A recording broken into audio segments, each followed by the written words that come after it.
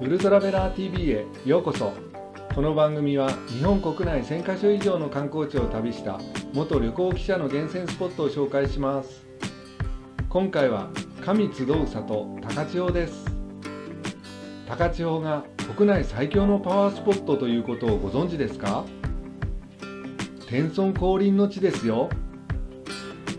天孫のニニギノミコトが中津国を治めるために高間ヶ原から高千穂の峰へ天下った伝説です。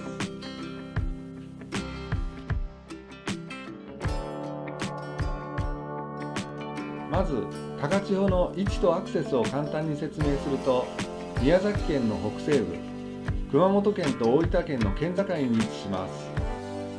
アクセスは延岡市から42キロ、車で約45分、電車で約1時間25分。宮崎空港から東九州自動車道経由、車で約2時間10分。福岡・博多から九州縦貫自動車道経由、車で約2時間35分です。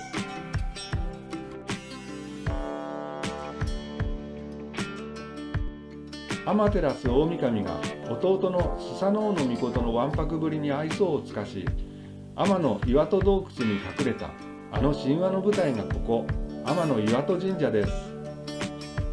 太陽の神が隠れれば当然辺りは真っ暗闇。大勢の神様が出てきてもらうためにあの手この手で相談し合った天の岩戸伝説の地。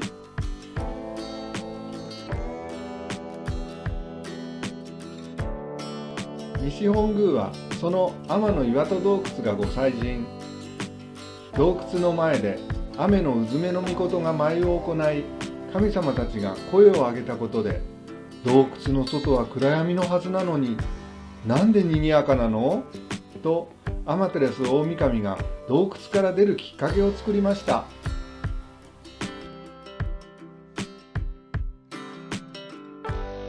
こちらが神楽殿。その舞を起源とするのが無形文化財、天の岩戸神楽です。神楽奉納は限られた日程で行われるため、興味のある方はぜひチェックしてみてくださいね。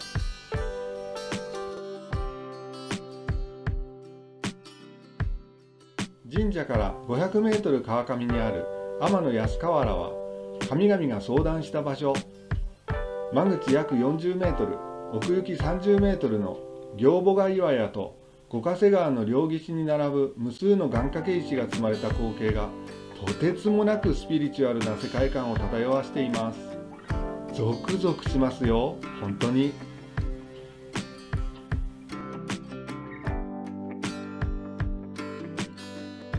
八百万の神様たちが相談した地なので、願い事が叶うと信仰されるのも当然のことでしょう。元宮崎県知事東国原氏が宮崎のために働けとお告げを受けたエピソードも有名ですね。川の流れも思った以上に速くパワーがみなぎっていますよ。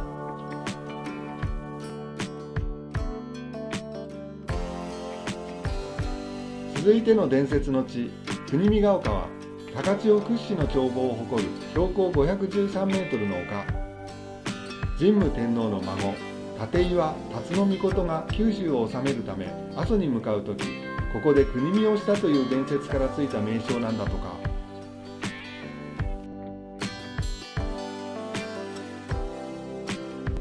展望台近くの遊歩道には天照大神の孫ニニギノミコトの像があります。両脇にいる大桑と小桑という豪族のアドバイスで、稲のもみをまくことで世の中を明るくした伝説があります。まさに稲穂の神と呼ばれるゆえんですね。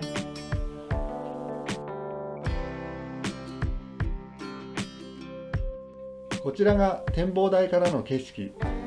眼下には五ヶ瀬川や高千穂盆地が、左には阿蘇山を一望できます。秋の早朝には雲海が広がることでも知られています。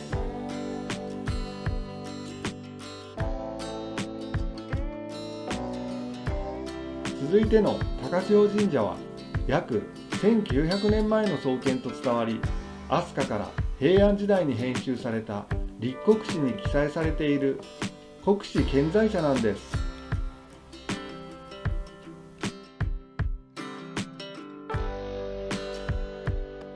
高千穂住神と十社大明神を御祭神として、特に農産物、厄除け、縁結びの神として信仰されています。鎌倉幕府初代将軍源頼朝が御家人の畠山重忠に天下太平の祈願をさせたことからも絶大なパワーを感じ取れます。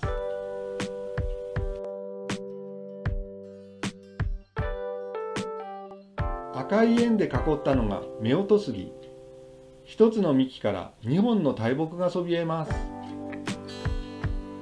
好きな人と手をつないで木の周りを時計回りに3周すれば幸せになるんだとか。ぜひ恥ずかしがらずにチャレンジしてみてくださいね。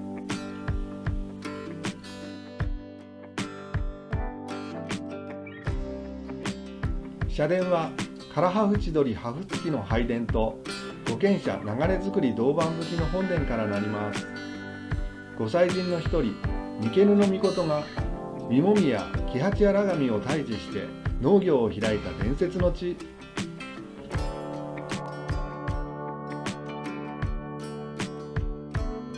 最後は高千穂峡。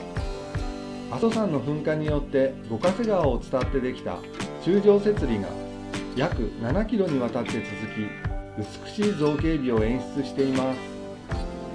高いところでは100メートルもあるんですよ。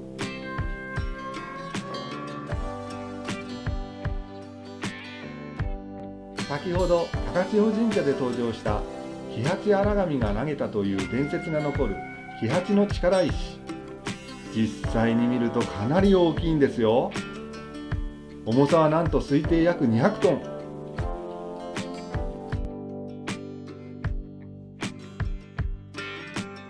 そして高千穂峡といえば真名井の滝ですね。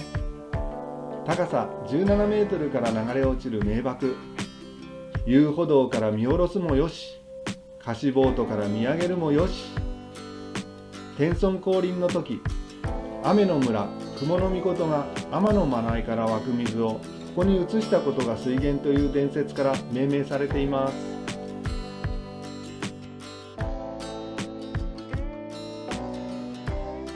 太陽光が渓谷を奥から照らす時間帯、流れ落ちる水が線状に光り輝き、岩に作る影とのバランスが超絶美しい。これまで数々の滝を見ましたが、僕の中では間違いなく5本の指に入ります。このスピリチュアルな世界は人生観までも変えてしまいそうです。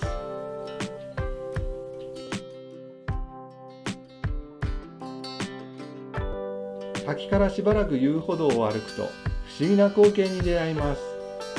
視界に趣の異なる3つのアーチ橋が映ってるではありませんか。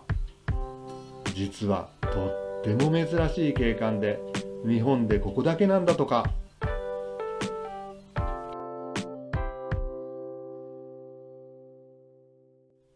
高千穂周辺で見られる滝をあと2つ紹介します。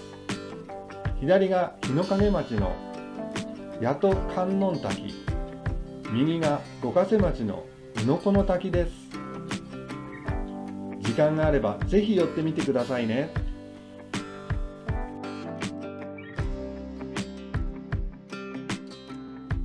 それぞれのスポット間の距離と時間の目安はこちらになります。位置関係と移動時間、ぜひ参考にしてください。1日でゆっくり巡るのがベストだと思います。